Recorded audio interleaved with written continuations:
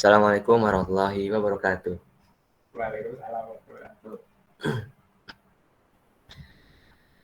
Teman-teman, alhamdulillah, assalatu wassalamu ala asrofil anbiya'i wal mursalin wa ala alihi wa sahbihi ajmain, amma ba'd. Pertama, marilah kita panjatkan puja dan puji syukur kepada Allah Subhanahu wa taala yang telah memberikan kita rahmat dan hidayahnya sehingga kita dapat berkumpul dalam acara No Cafe pada sore hari ini. Salawat serta salam semoga selalu tercurah kepada junjungan kita Nabi Muhammad sallallahu alaihi wasallam, kepada keluarga, sahabat dan para pengingatnya sallallahu alaihi wasallam. Amin. Sebelumnya saya selaku MC mohon maaf atas kesalahan teknis tadi, terutama kepada Pak Dian dan kawan-kawan yang join pada meet hari ini. Saya sebagai perwakilan pelaksana memohon maaf yang sebesar-besarnya. Ya, langsung saja saya sebagai MC pada sore hari ini akan membacakan susunan pada acara pada hari ini. Pertama-tama acara yang pertama yaitu pembukaan, yang kedua pembacaan tilawah, yang ketiga adalah penyampaian materi, yang keempat dokumentasi, yang terakhir penutup. Ya, langsung saja pada acara yang pertama, yaitu kita buka acara pada sore hari ini dengan bacaan basmalah bersama-sama. Bismillahirrahmanirrahim. Yang kedua adalah pembacaan tilawah yang akan dibacakan oleh Ahina Hakim. Kepadanya waktu dan tempat kami persilahkan. Baik, Assalamualaikum warahmatullahi wabarakatuh. Waalaikumsalam warahmatullahi wabarakatuh. A'udzu billahi minasyaitonir rajim.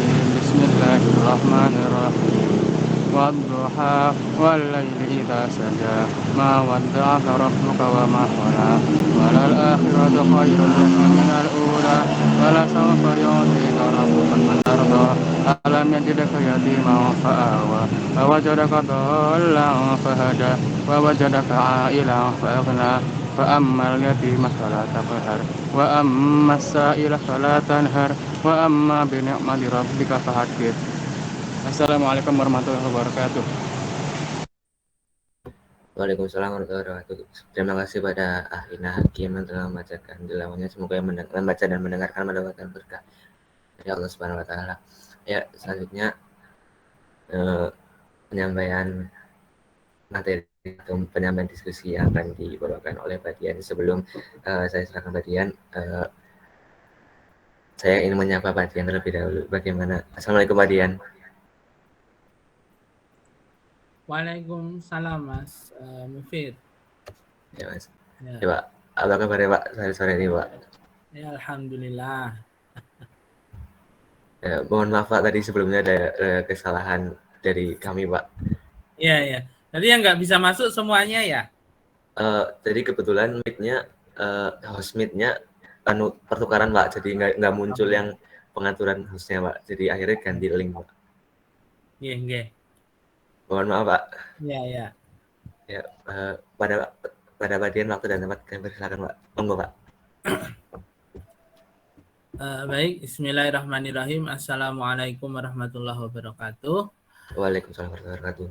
Alhamdulillahilladzi hadana li hada wa ma kunna linahtadiya laula an hadanallah. Asyhadu an la ilaha illallah wahdahu la syarikalah wa asyhadu anna Muhammadan abduhu wa rasuluh.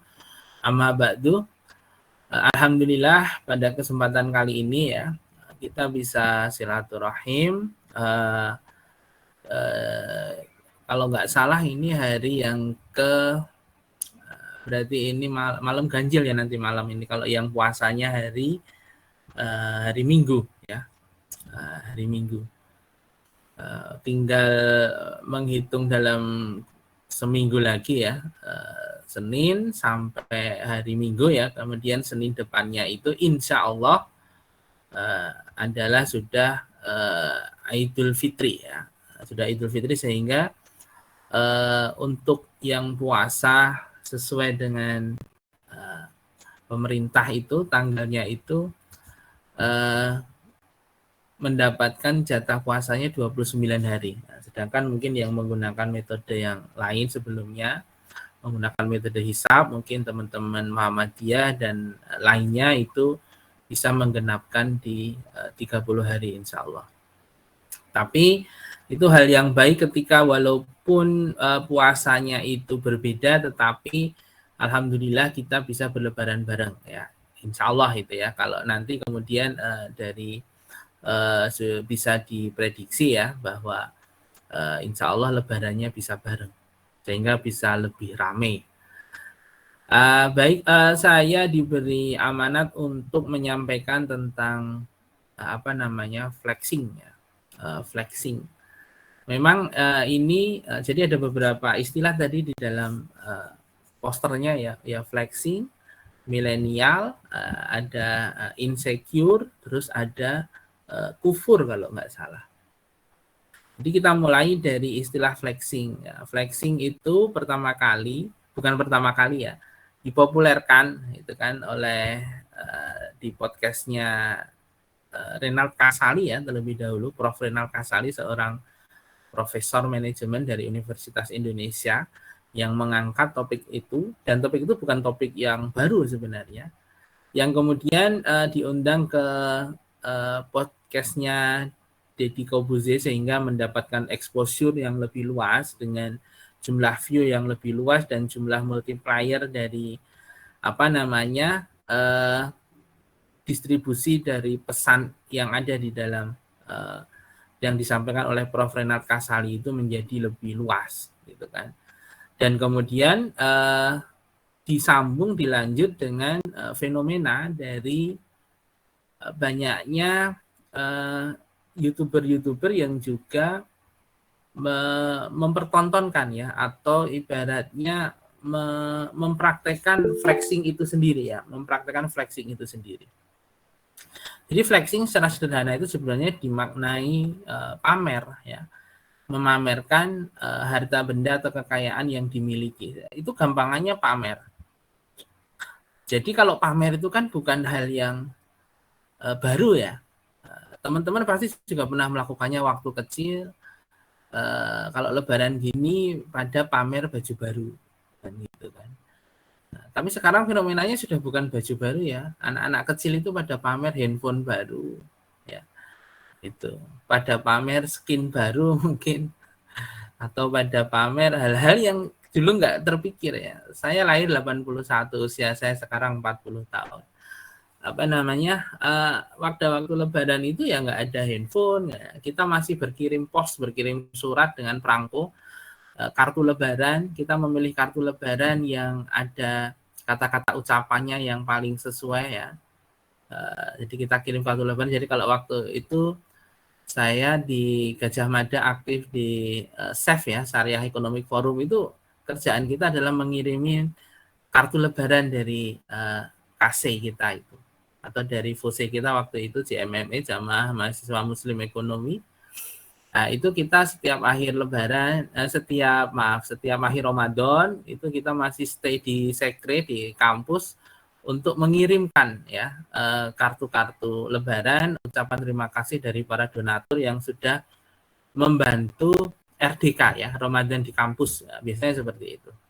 Sekaligus untuk persiapan mencari kambing. Ya. Jadi kita itu langsung kerja waktu itu. Jadi akhir dari RDK itu juga siap-siap untuk nanti mencari yang nanti akan bisa juga berdonasi atau melakukan kurban ya, ibadah kurban melalui dari rohis ya, kalau di Unsud adalah UKI ya,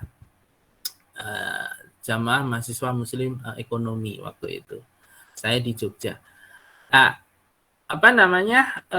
pamer ya, pamer sepatu baru, pamer baju baru, pamer mainan baru. Jadi lebaran itu untuk cari mainan kalau dulu itu. Apa tren mainannya? Benar-benar beda dengan sekarang, di mana anak usia SD yang menjelang kelas 6, kelas 5, bahkan kelas 4 itu ya sudah sangat sibuk dengan handphonenya. Sehingga apapun yang baru itu budayanya sekarang budaya visual ya, budaya visual. Dalam artian fungsi itu tidak terlalu tidak terlalu penting. Maka mereka tidak lagi mencari baju koko, tidak lagi mencari sarung atau peci ya. Itu untuk hal-hal yang fungsional itu mereka cukup seadanya. Tapi untuk hal-hal yang mungkin bagi saya dulu nggak penting itu sekarang menjadi penting. Yaitu tadi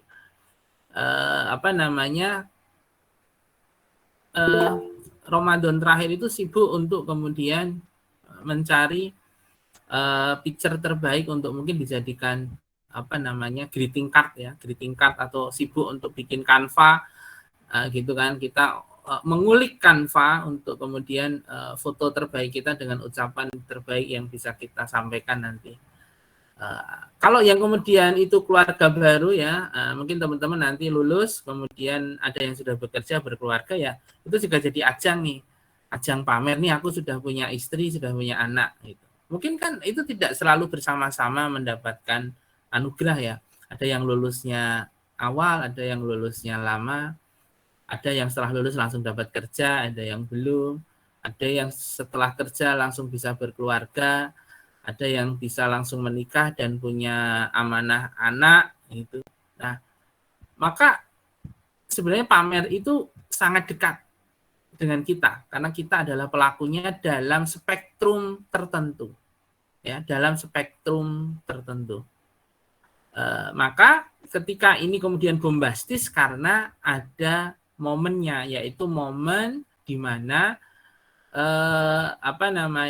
fenomena trading yang sebenarnya bukan trading, yaitu misalnya binomo dan beberapa aplikasi lainnya yang bisa menjadikan seseorang itu menjadi kaya raya, dan kemudian orang kaya raya ini biasa memamerkan hal-hal yang dia miliki, barang-barang yang dia miliki itu di publik melalui akun YouTube. Nah, saya ingin menyoroti bahwa sosial media itu seperti pisau bermata dua. Iya, dia untuk berdakwah akan banyak manfaatnya. Tapi kalau saya kira eksesnya pasti akan lebih besar. Dengan sosial media, orang itu pamer lebih gampang. Kalau dulu pamer yang lihat teman sekampung. Ya, kalau mau pamer untuk mempertontonkan ke teman sekelas ya kita harus ada acara silaturahmi, mungkin organisasi atau reunian. Nah, baru kita bisa pamer. Jadi pamer itu susah dulu itu. Sekarang itu pamer itu dengan gampangnya dilakukan. Maka sesuatu yang kemudian menjadi mudah dilakukan itu akhirnya volume atau frekuensi atau jumlah orang yang melakukan perbuatan itu menjadi bertambah banyak. Ya, sekarang pamer itu tinggal menggunakan filter, tinggal foto dengan background tertentu selesai, dikasih caption itu selesai. Dengan story, entah itu Insta Story atau WhatsApp Story atau apapun itu yang kemudian di-linkkan ke Facebook, ke semua akun sosmednya itu bisa. Kalau dulu mau bergibah saja susah, mau bertengkar itu susah, mau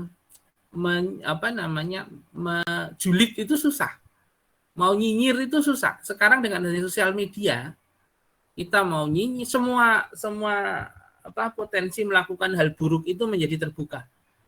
Kita mau melihat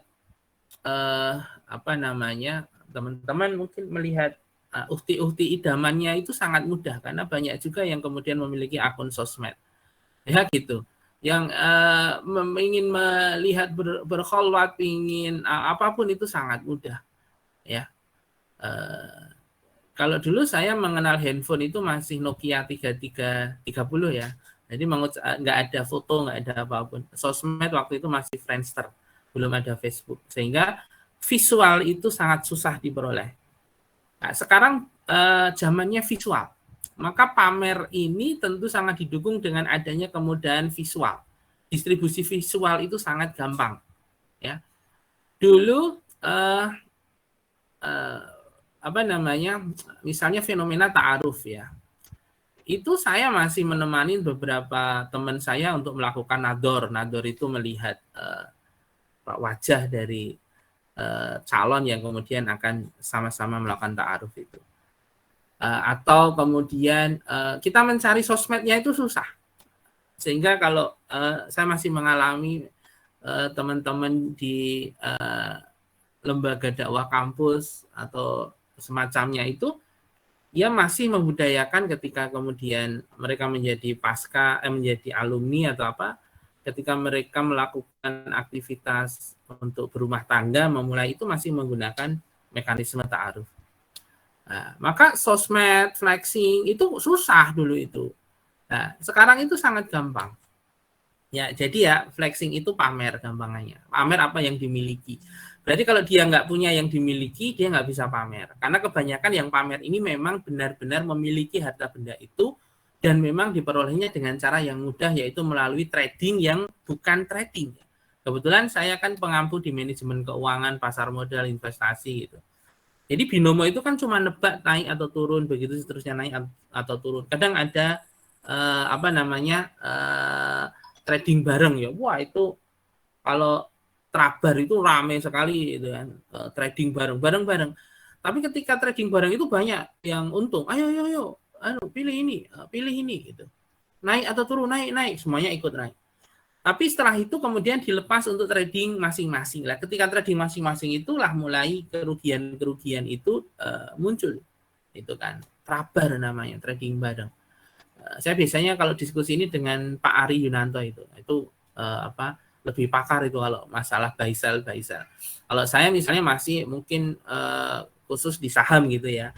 Tapi kalau di instrumen lain saya kurang tertarik gitu. Kemarin saya juga baru saja ditawarin datang ke kampus seminggu kemarin untuk main di komoditas berjangka yaitu emas. Karena emas lagi naik. Saya ditawarin, Pak Dian invest nih 100 juta akunnya.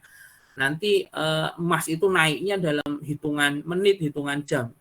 Karena kan sedang ada perang nih, Rusia Amerika. Selama ada perang, emas itu menjadi antitesis dari pertumbuhan ekonomi. Karena pasti kalau ada perang, pertumbuhan ekonomi itu jadi berhenti, jadi stuck, jadi slow down. Maka emas pasti akan naik. Gitu kan. Saya ditawarin gitu kan. Padahal itu orang datang dari Cirebon. Dari mana dia tahu nama saya? Nah, saya nggak mau kalau menerima secara personalnya, saya terima dengan beberapa teman dosen ya.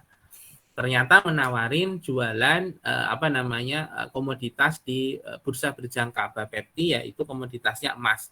Ada forex, ada indeks, ada emas, tapi yang mungkin dilihat yang bisa halal itu adalah emas ya. Walaupun mekanismenya juga masih banyak harus dipertanyakan. Nah, jadi ada yang dipamerkan itu ada, memiliki mobil mewah, memiliki rumah mewah, memiliki. Jadi itu kan sunatullah ketika memang itu dijadikan pandangan manusia itu suka pada hal yang seperti itu, harta benda ya, anak, istri. Itu memang kita itu diberikan kecenderungan untuk menyukai itu, apalagi visualnya dibikin dengan luar biasa. Ya, walaupun kalau kita dengar ya ini benar atau tidak ya. Itu sebenarnya mereka beli mobil tapi nggak beli mobil, mereka sebenarnya pinjam mobil, mereka bagi-bagi duit tapi duitnya diminta lagi dan seterusnya. Jadi kalau menurut Renal Kasali, orang yang melakukan flexing ini yang sudah dalam fase yang bukan karena masalah personal, itu mereka memang memiliki tujuan bisnis. Itu. Jadi kalau Indra Kents, Doni Salmanan itu tujuannya bisnis. Jadi mereka itu flexing bukan hanya sekedar untuk meningkatkan percaya diri, sudah enggak lagi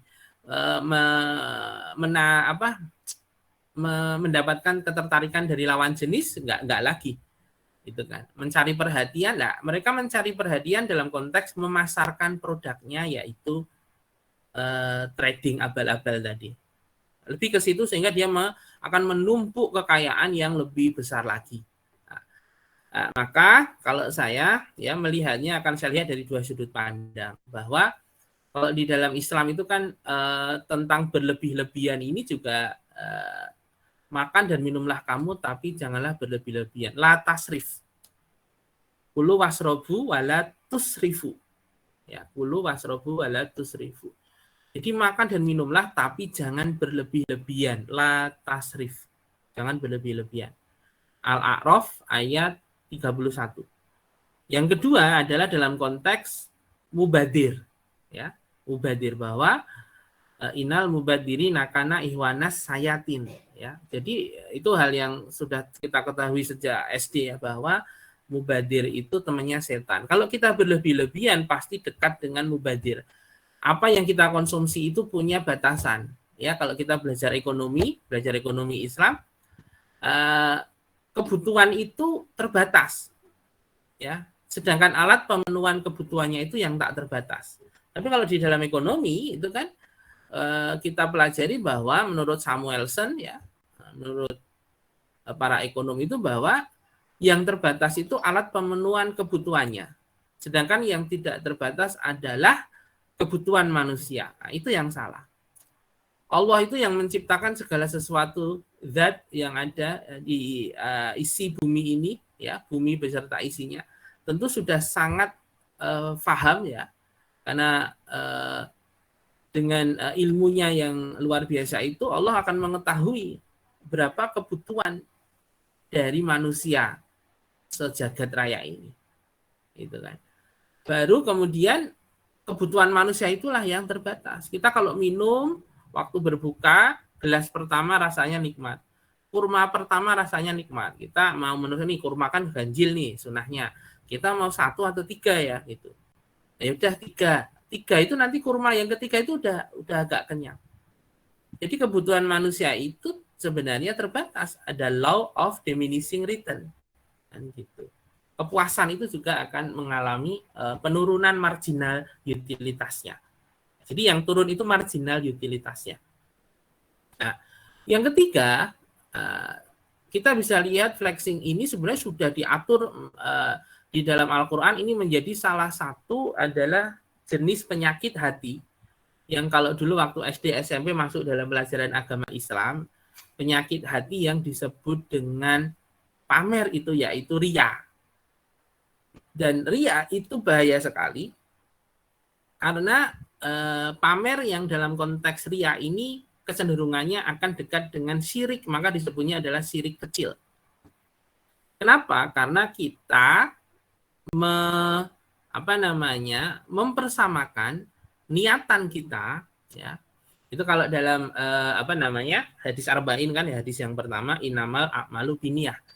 Nah, segala sesuatu bisa niat. Kalau memang meniatnya untuk Allah, maka kita akan mendapatkan itu. Tapi kalau kemudian kita akan yang lain, ya kita akan mendapatkan itu juga.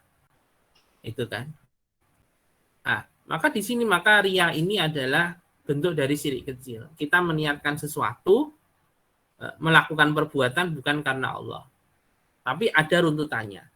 Jadi kita mencari uang adalah nanti untuk membeli barang mewah nanti untuk kita pamerkan supaya nanti ada orang yang kemudian tertarik dengan kita, kemudian tertarik membeli barang yang memang kita jual, dan kemudian kekayaan kita akan terakumulasi lebih banyak. Itu kalau yang kemudian fenomena yang sekarang kemudian menjadi viral, ya. Tetapi kalau di dalam konteks yang disampaikan kepada saya untuk dibahas adalah konteksnya sebagai tontonan dari generasi milenial.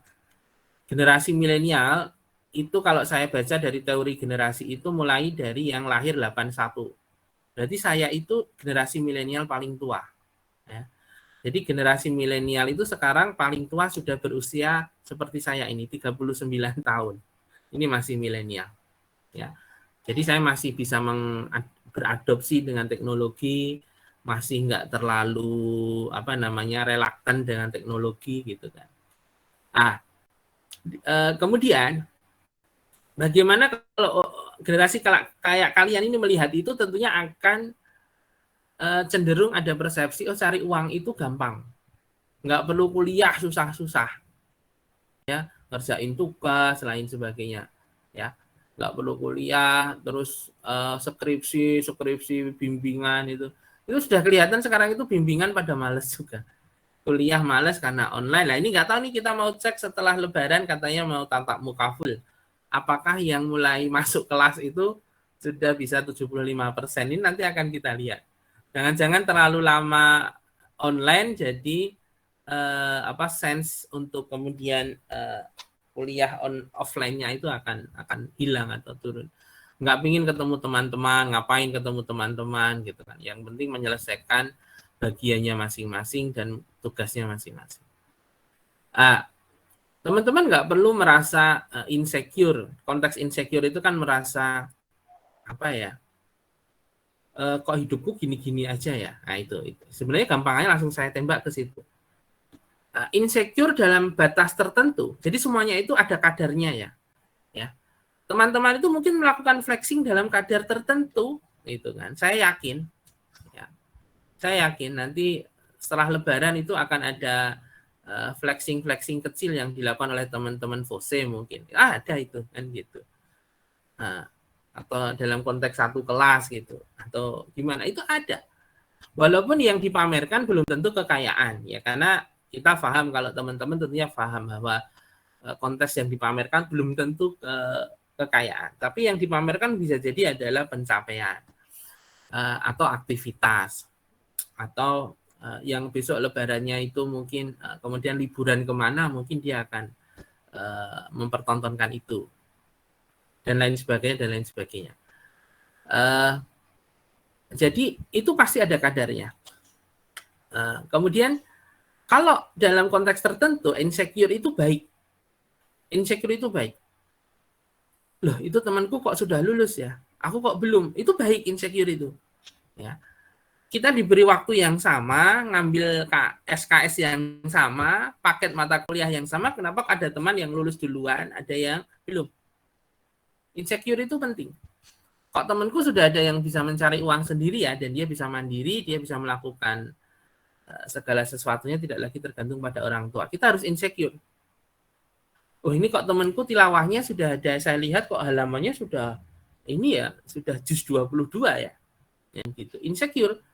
Tapi jangan insecure-nya gara-gara ada teman yang posting, wah ini sudah masuk 5 juz terakhir. Lah pasti itu ria kan gitu. Itu ria. Ya.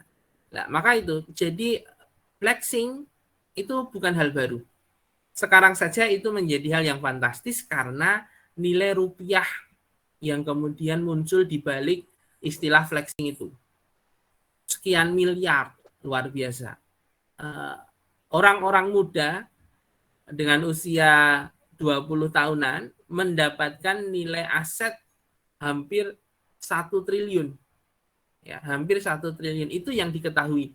800 miliar, 500 miliar, mendekati 1 triliun. Mungkin dengan aset-aset lainnya yang belum teridentifikasi sudah mendapatkan 1 triliun lebih. Dan itu real tanpa resiko. Ya. Sedangkan orang lain, pengusaha lain mungkin untuk mendapatkan nilai segitu itu harus jatuh bangun mengembangkan bisnis. Tapi ini hanya dengan sedikit trik dan penipuan, yaitu flexing,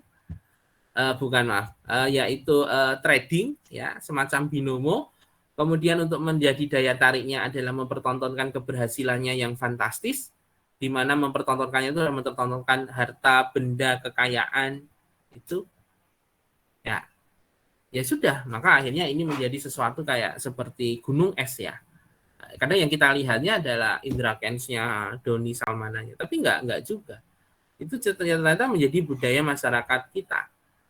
Sekarang kalau yang teriak-teriak merasa ditipu itu kenapa kok dia tradingnya enggak berhenti-berhenti, ya itu kan lucu. Jadi dia kalah, dia bernafsu lagi, terus dia menuntut. Loh, dia melakukan hal ilegal juga. Harusnya para penuntut yang merasa tertipu itu harus sadar. Mereka rugi itu bukan sekali, mereka rugi itu karena trading berkali-kali. Maka itulah yang kemudian kenapa kita paham bahwa sesuatu yang namanya permainan atau judi atau maisir itu dilarang. Karena ternyata itu mempengaruhi aspek psikologis untuk nggak mau berhenti ya. Ingin menutup kekalahan, hutang sana sini, akhirnya berbohong, akhirnya mencuri sedikit-sedikit, akhirnya korupsi. Akhirnya banyak cerita di balik permainan judi itu sendiri. Dan gitu. Maka ketika Allah melarang sesuatu pasti ada latar belakangnya, walaupun tidak selalu itu akan tersurat di dalam asbabun nuzulnya maupun asbabun wurudnya. Ya, tetapi itu akan sangat jelas bahwa kenapa kok riba dilarang gitu kan. Kenapa kok riba disetarakan dengan zina, zinanya kok dengan ibu kandungnya. Berarti ada multiplier, ada pelipat gandaan sebuah dosa. Semakin besar dosa itu, maka dampaknya pasti tidak hanya untuk individu. Ya, misalnya kenapa kok zina itu dilarang dan masuk dalam deretan dosa besar? Karena zina itu nanti akan merugikan keluarga. Gitu. Jadi konteksnya skalanya keluarga. Tapi kalau riba itu skalanya adalah perekonomian bangsa. Ya, misalnya nasab dari anak yang hasil zina, anak zina itu, ya, itu nanti akan tidak jelas. Jadi korbannya adalah anak.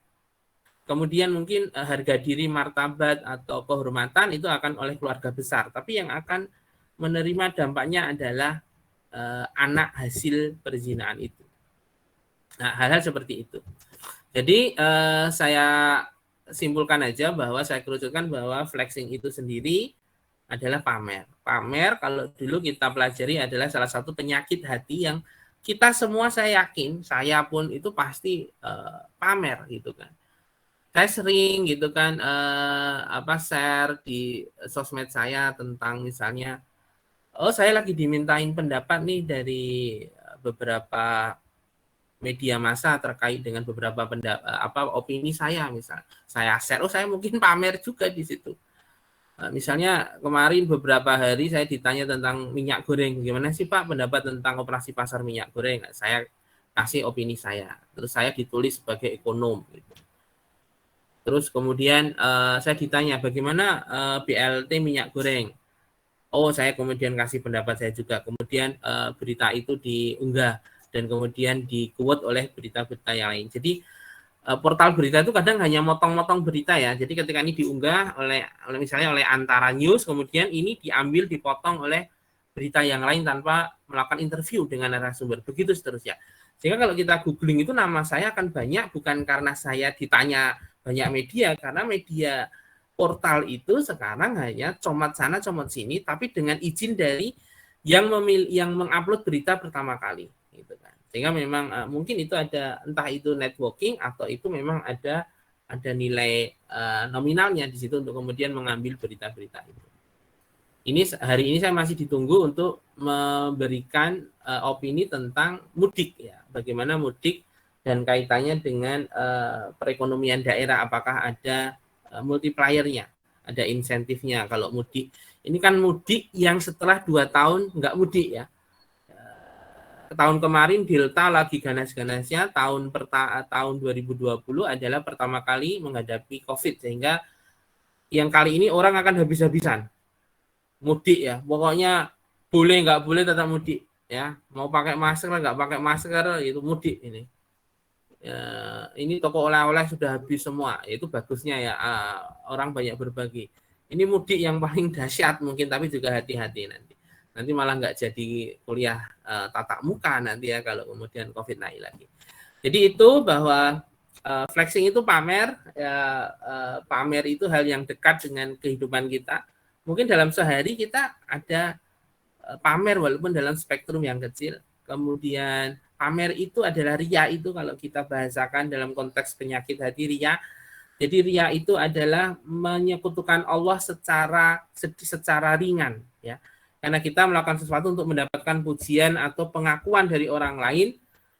Misalnya kalau seorang remaja atau seorang mahasiswa ingin mendapatkan pengakuan dari temannya atau dari ketertarikan lawan jenis yang memang ingin diperoleh oleh dia. Ini kelihatan alim di depan uhti-uhti gitu misalnya, ingin kelihatan soleh dan seterusnya. Ada nuansa seperti itu. Maka itu riya. Konteksnya riya. Nah, itu kalau yang paling gampang ada di surat Al-Ma'un ya.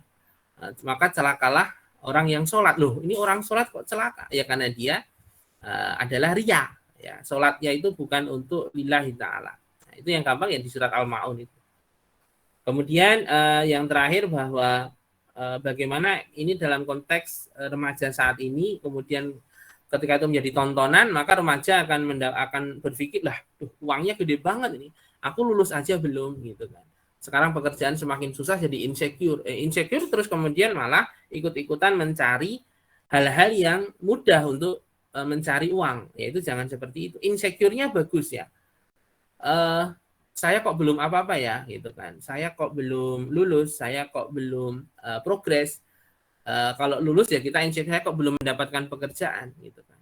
Saya kok belum kemudian mendapatkan posisi yang layak gitu kan. Saya kok belum kemudian memiliki niatan berumah tangga ya gitu. Dan seterusnya dan seterusnya. Insecure itu bagus. Ya, tapi jangan ketakutan kemudian was-was gitu kan. Kemudian kita nggak percaya dengan takdir Allah gitu kan. Maka prasangka kita sebagai hamba itu kan harus yang baik ya, gitu kan. Harus yang baik. Nah, maka di situ jangan kemudian kita mengkhawatirkan takdir kita karena segala sesuatu rezeki itu sudah dijamin. Maka tinggal kita memastikannya, ya, kita menjemputnya. Jadi itu jangan jadikan tuntunan tontonan itu, tapi jadi konsideran kita. Jangan insecure berlebihan.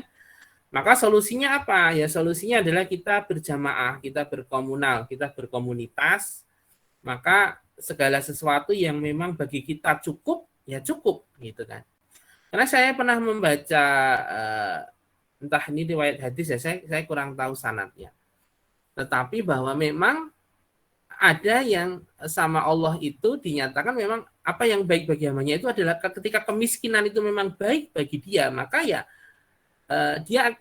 memang ditakdirkan miskin karena memang kemiskinan itu baik baginya gitu. Karena kadang kita lihat orang-orang miskin itu bahagia gitu. Walaupun jangan dibalik bahwa kalau untuk bahagia harus miskin, enggak.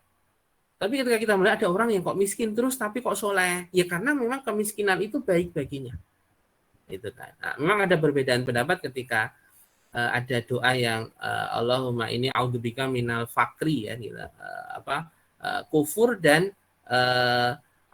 fakir ya, bahwa sebenarnya fakir itu nggak perlu dihindari kefakiran itu ya, karena kefakiran itu bisa jadi salah satu kemuliaan kita untuk dimudahkan hisabnya, atau kemudian memang kita disederhanakan ya kehidupan kita. Mungkin itu kalau mau ada diskusi, saya kembalikan ke moderator. Wallahu a'lam bishawab. Wassalamualaikum warahmatullahi wabarakatuh. Waalaikumsalam warahmatullahi wabarakatuh. Mungkin kita lanjut ke sesi berikutnya, yaitu sesi tanya jawab. Mungkin dari teman-teman ada yang ingin bertanya tentang tadi yang telah disampaikan oleh Pak Dian. Kepada teman-teman dipersilakan, bisa langsung on mic atau raise hand terlebih dahulu.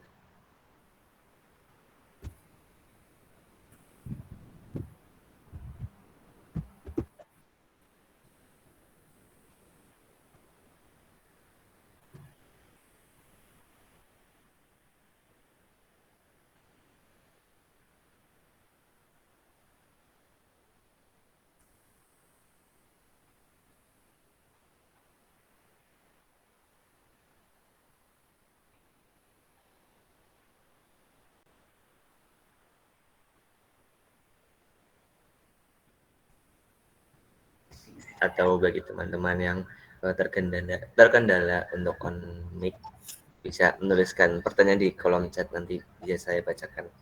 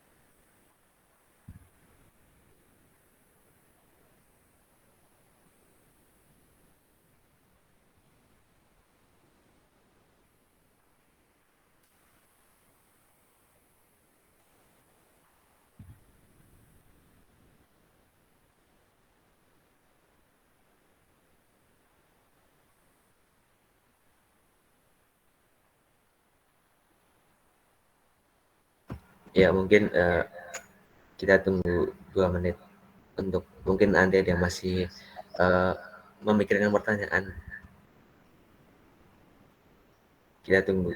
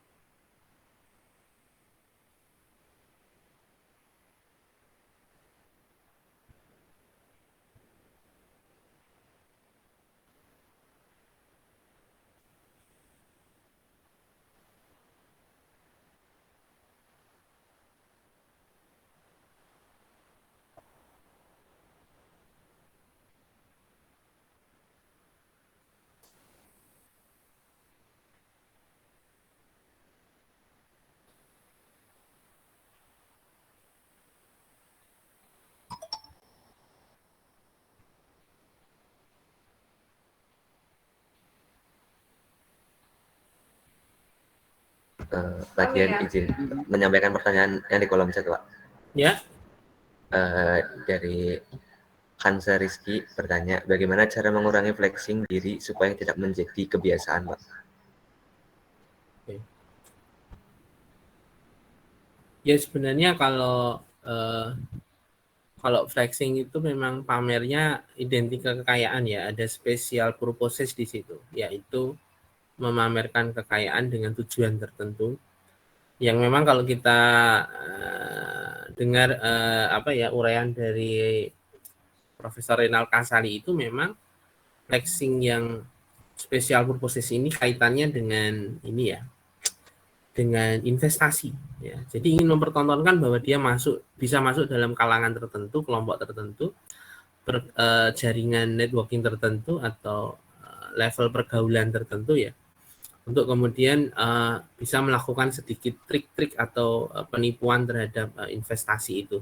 Karena kan orang mau dilihat atau masuk dalam kelompoknya itu tentunya orang-orang itu paham, mungkin dia pakai baju seperti apa, dia naik mobil apa gitu kan, handphonenya apa. Itu bagi sebagian besar orang itu matters loh.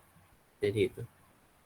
Dalam artian orang itu ada yang memang sukanya menilai, ini handphonenya apa, itu orang bisa tahu bahwa berapa pengeluaran orang ini, itu kelihatan. Kalau dalam konteks positif ini ada pembelajarannya, mempelajari ini dalam artian dalam konteks bisnis ya, dalam konteks bisnis gitu, itu bisa. Nah, kemudian kalau bagaimana kita bisa menghindari atau menguranginya, kalau saya sih memang masih melihat ini ya, sosial media. Jadi kita melakukan detox sosial media. Kita kurangi proporsi kita untuk bersosial media.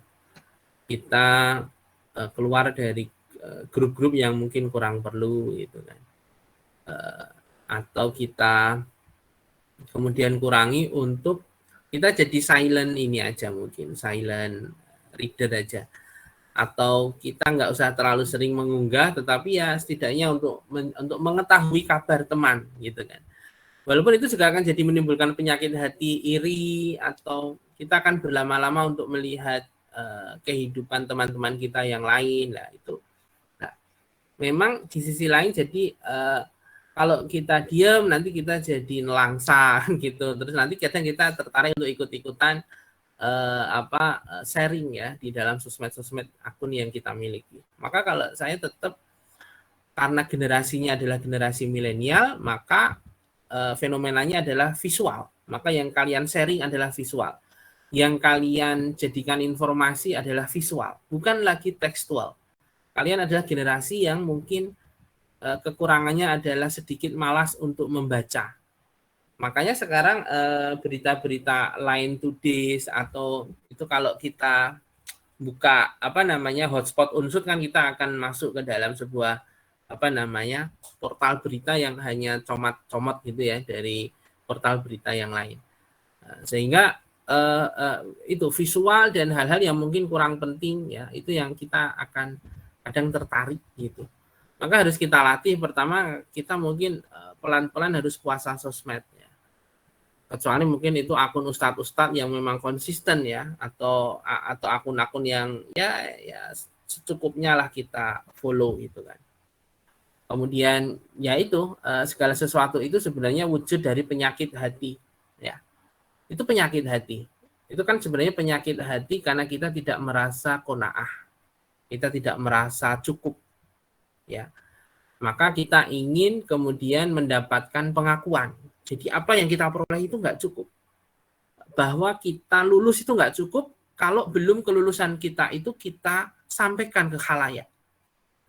Kita mendapatkan rezeki, kita makan, dapatkan buka bersama itu belum cukup kalau kita belum foto dan sharing bahwa sore ini, maghrib ini kita berbuka dengan makanan tertentu di tempat tertentu yang spesial bersama dengan orang-orang spesial. Itu seolah-olah tidak cukup berhenti sampai di situ. Kadang ada aspek psikologis yang dorongannya itu nggak bisa kita tolak untuk kemudian kita harus share. Kita jadi sibuk ya.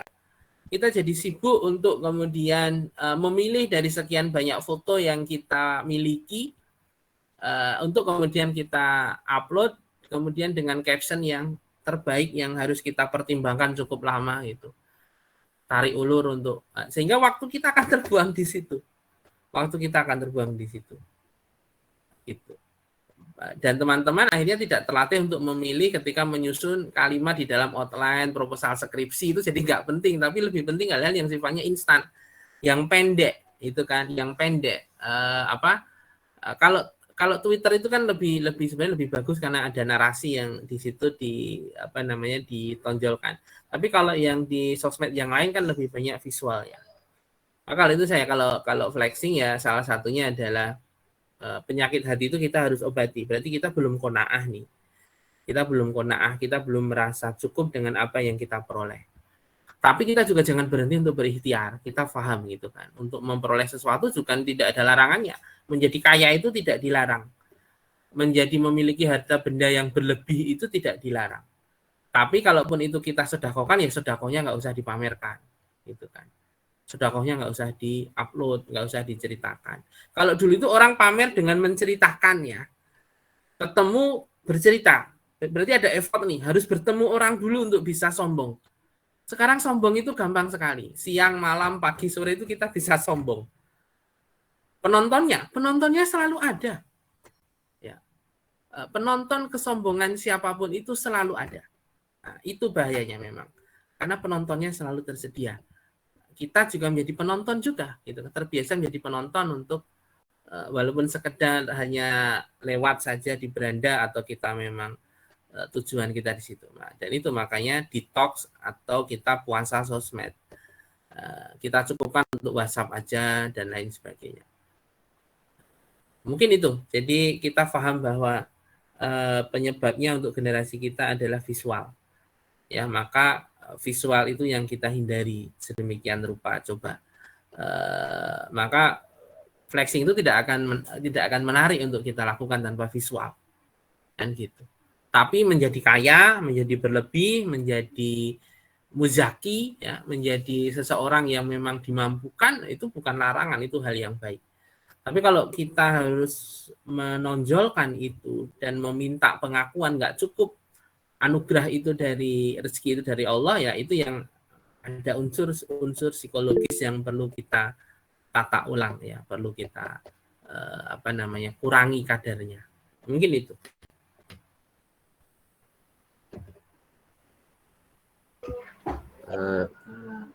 Dari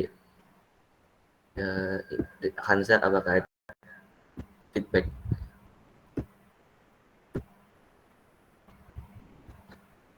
Kalau dari aku cukup. Terima kasih banyak Pak Dian. Ya. Pak Dian, masih ada 2 pertanyaan lagi. Saya akan membacakan pertanyaan kedua, yaitu Dari Fatmawati, izin bertanya, kalau flexing untuk tujuan branding diri, misalnya menunjukkan kemampuan diri sendiri, itu dalam Islam bagaimana, Pak? Apakah diperbolehkan atau dikembalikan lagi pada niatnya? Terima kasih, Pak. Semua branding ada konteksnya. Branding, kalau diri kita itu nggak perlu di branding. Orang melihat kita apa adanya itu cukup. Membranding dalam konteks public figure tentunya juga itu tidak ada konteksnya ya, karena sebenarnya nggak ada itu public figure. Ya, yang ada kan tentunya adalah pemimpin dan kemudian adalah orang yang dipimpin. Kalau sekarang kan istilah public figure itu begitu meluas ya.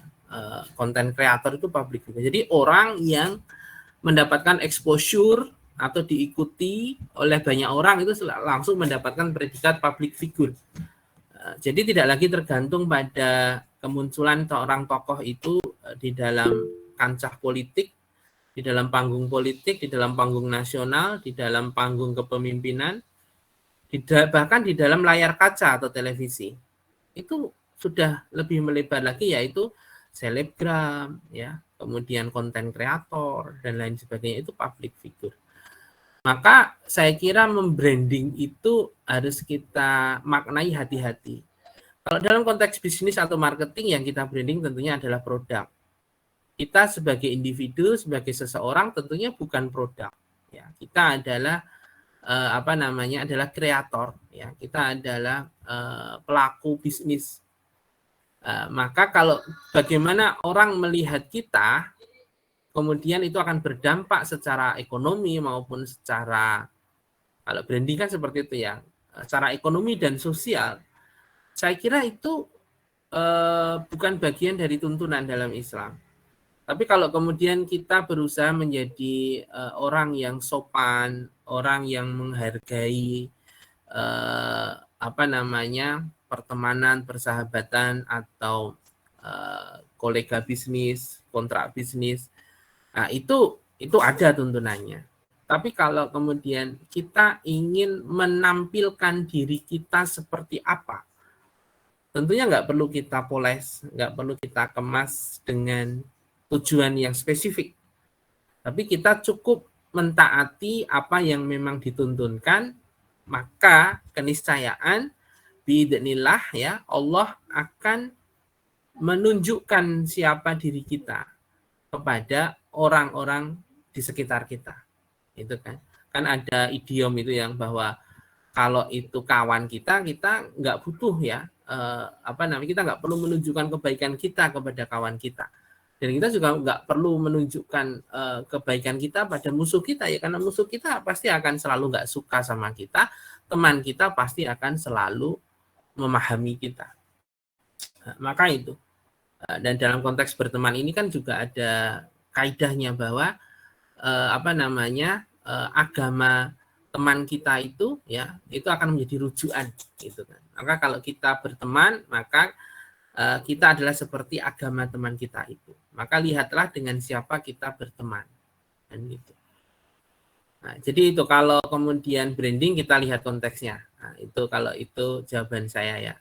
Lihat konteksnya, tujuannya apa? Kalau branding menurut saya lebih kepada konteks bisnis, dan itu kaitannya dengan produk, bukan pada people atau person. Kecuali itu branding politik ya. Nah, itu beda lagi konteksnya. Kalau tentang siasah, tentang politik ya, kita runut bagaimana dulu pada zaman Rasulullah, pada zaman Khulafaur Rasyidin, tentunya branding politik atau image itu nggak pernah ada ya, nggak pernah itu dikemas gitu. Kita nggak perlu mengemas citra publik itu nggak perlu dikemas. Ini seperti itu. Ya, mungkin ada feedback terlebih dahulu dari penanya. Fatmawati, apakah ada feedback?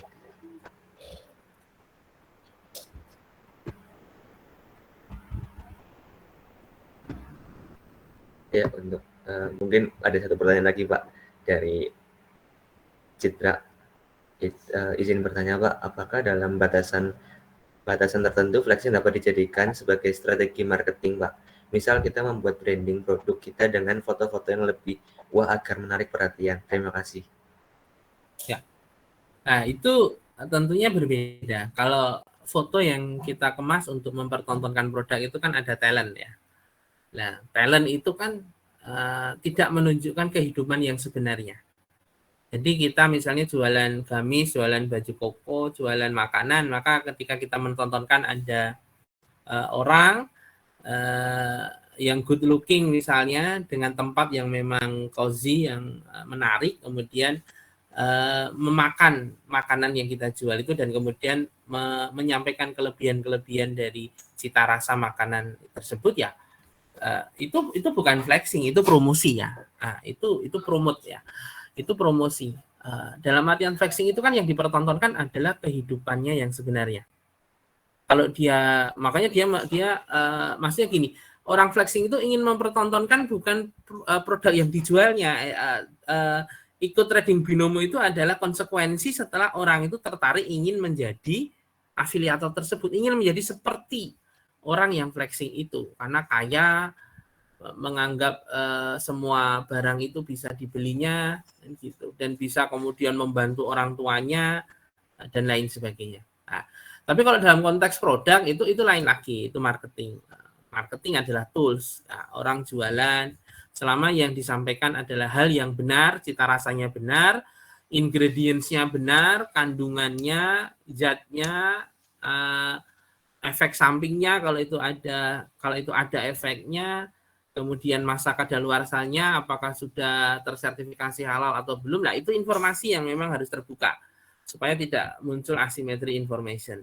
Nah, tapi kalau hanya promosi, mempertontonkan sesuatu memang dalam konteks visual yang menarik, itu kan yang promosi itu tidak menunjukkan kehidupannya yang sebenarnya. Atau endorse itu kan juga tidak kemudian mempertontonkan hal yang memang membuat orang itu merasa iri gitu kan, enggak. Tapi lebih kepada orang yang endorse itu dia ingin mempengaruhi ya, dia ingin mempengaruhi followersnya supaya melakukan hal yang sama dengan yang dia lakukan, misalnya mengkonsumsi produk tertentu. Nah, itu kan yang dikejar oleh sekarang ya, produsen-produsen itu dengan mekanisme endorse itu karena lebih efektif daripada masang iklan di televisi. Itu kan bisa dihitung nih berapa juta, berapa ini. Kalau saya adalah kalau di YouTube itu seringnya nonton ini ya, konten creator yang otomotif itu ya. Ada beberapa itu ya. Saya ikuti karena sangat menarik bagaimana misalnya produsen mobil gitu ya. Itu lebih senang mendekati para reviewer ini dibandingkan iklan habis-habisan.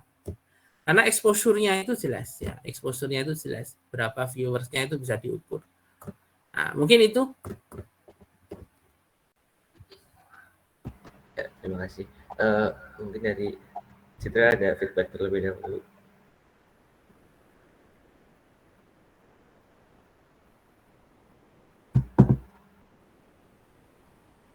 Ya, dari Citra sudah ada feedback. Mungkin sesi tanya jawab kita cukupkan. Terima kasih pada teman-teman yang telah bertanya dan terima kasih kepada bagian yang telah tadi menjelaskan banyak tentang flexing dan menjawab beberapa pertanyaan dari teman-teman semuanya. Tentunya kita ke sesi dokumentasi terlebih dahulu ya teman-teman. Bisa on cam semuanya. Kepada yang bertugas tolong dibantu.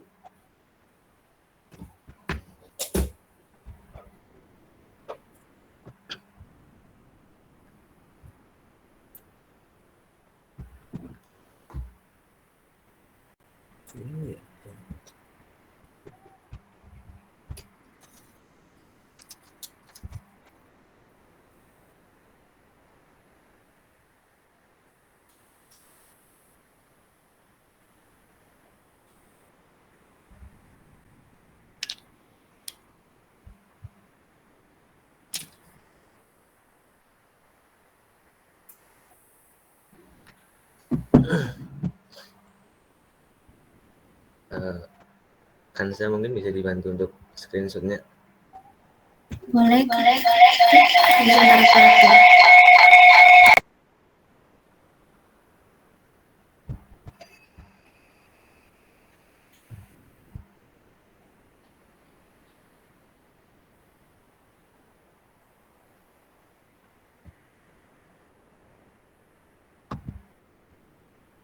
Apa dari aku gimana Kanza? Ya, Minta si senjata ya.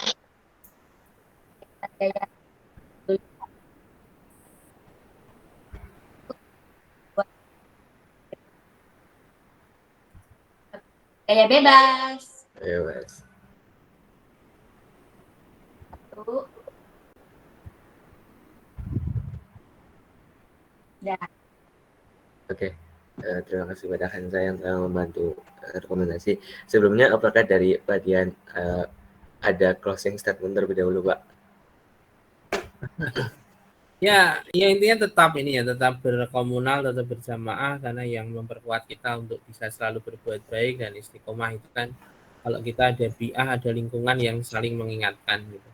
Ya itu saja, apapun itu, entah itu flexing, entah itu hal-hal yang lain, kemalasan kita atau ibadah kita yang pasangan. Dengan adanya komunitas ini dalam bentuk FOSE, dalam bentuk UKI, dalam bentuk komunitas-komunitas dakwah di lembaga level kampus, fakultas, nah ini tentunya akan sangat bermanfaat, sehingga jangan kemudian surut ya, jangan kendor semangatnya. Jadi terus berjamaah gitu aja. Ya, terima kasih pada Pak Dian yang telah menyempatkan waktunya untuk mengisi No Cafe pada sore hari ini. Terima kasih juga pada teman-teman telah menyempatkan hadir pada acara No Cafe pada hari ini. Mari kita tutup acara No Cafe pada sore hari ini dengan bacaan hamdalah dan No Cafe majelis. Alhamdulillah. Saya selalu MC pada sore hari ini. Mohon maaf jika ada kesalahan. Wassalamualaikum warahmatullahi wabarakatuh. Waalaikumsalam warahmatullahi wabarakatuh. Izin live. Terima kasih Bapak. Selamat menunaikan ibadah buka puasa guys. Selamat berbuka.